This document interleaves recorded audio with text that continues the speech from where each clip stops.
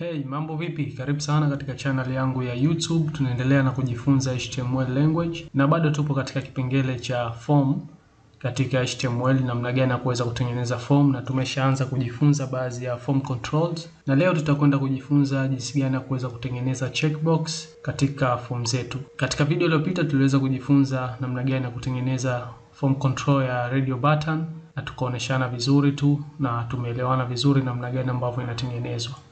So checkbox haina tofauti sana na hii radio button, lakini kumbuka radio button unachagua tu chaguo moja, lakini checkbox una uwezo wa kuchagua machaguo zaidi ya moja. Kwa moja tutengeneze faili yetu ambapo nitaiita mimi checkbox.html.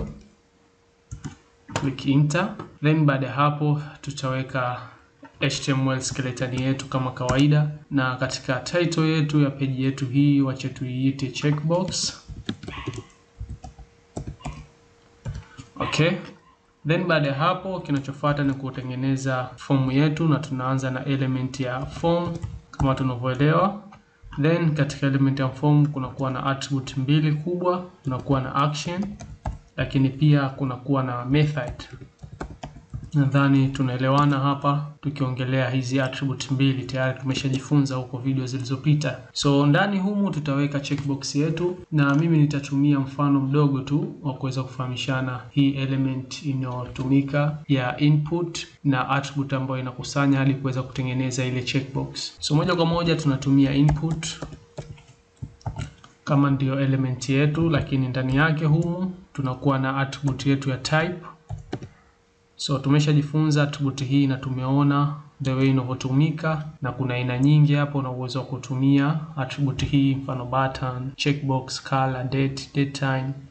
So tutaingia katika hii ya checkbox, ndio type ya hii input yetu, lakini pia kuna attribute nyingine muhimu sana tumesema katika hizi form control zetu ambayo ni ya name. So mimi hii nitaipa hivi na nitaipa msanii, ndio jina ambalo nitaipa hii form control yangu ya checkbox. Baada ya hapo zipo na attribute nyingine, mfano attribute ya value, na pia vile kuna attribute ya checked. Tutaenda kuziona muda so mrefu. Labda hapa kwanza wacha tu save file yetu na then tuje run ama kuifungua katika web browser yetu. So nita double click kufungua katika web browser, na kama unavyoona sasa hivi inaonekana hivi. Just tumetengeneza input tu, so inaonekana hivi ikiwa imetoka na hichi kialama cha kuweza kutick. Na hii yote ni kwa sababu tu tumetumia type ya checkbox. Lakini kuna vitu ambavyo tutahitajika kuviweka hapa ambavyo tunahitaji kwenda hiyo checkbox yetu kwenda kufanyia kazi.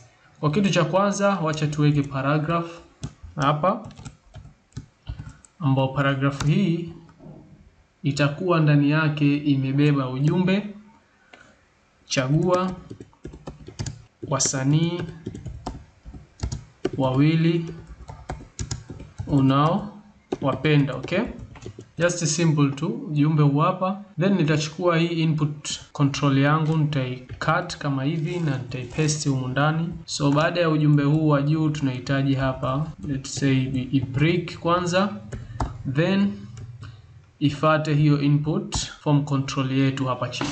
Baada ya hapo kuna vitu ambavyo unahitajika kuweza kuvielewa. Kitu cha mwanzo, kwa vile tupo na checkbox, maana yake tupo na options ama machaguo zaidi ya moja. Kwa lazima tutengeneze checkbox zaidi ya moja ili yule user ama mtembeleaji wa tovuti yetu aweze kuselect zile choice ambazo anazichagua yeye. Kwa hiyo moja kwa moja hapa, hii input ya kwanza nitaongeza mimi hapa attribute nyingine ambayo nadhani hatujawahi kujifunza katika form control zilizopita. Tunaikuta hapa katika checkbox ambayo ni ya value.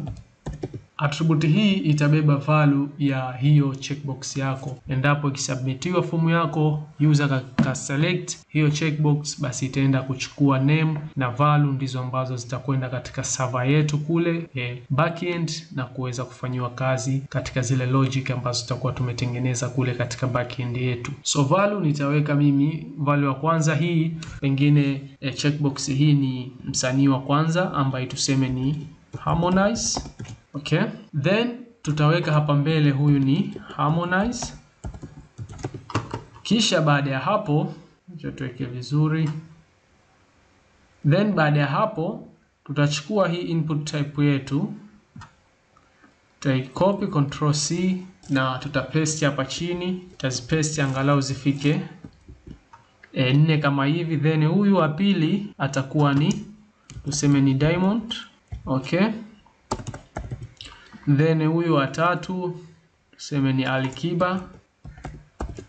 Hizi ndo value tunaziweka, na huyu wa 4 let's say ni Jux, okay. So hapa tutabadilisha napo katika hizi text za checkbox zetu, ambapo hapa tutaweka Diamond Platinums, then tutaweka hapa Alikiba, kisha tutaweka Jux, choice yetu ya mwisho ambayo user atatakiwa kuchagua.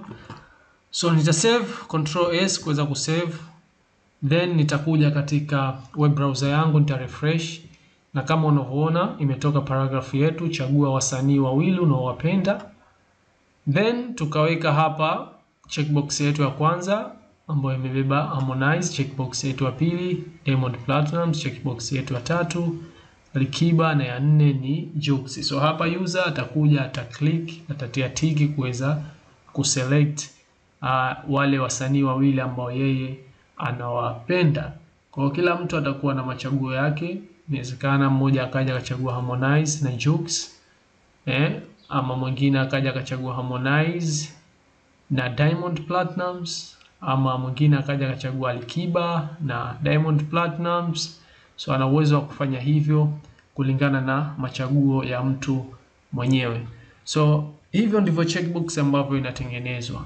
Na hapa tumeweka attribute takriban 3. Kuna attribute ya type ambayo tushaizoea, tunaijua sasa hivi vizuri tu, na kuna attribute ya name nayo tunaifahamu vizuri.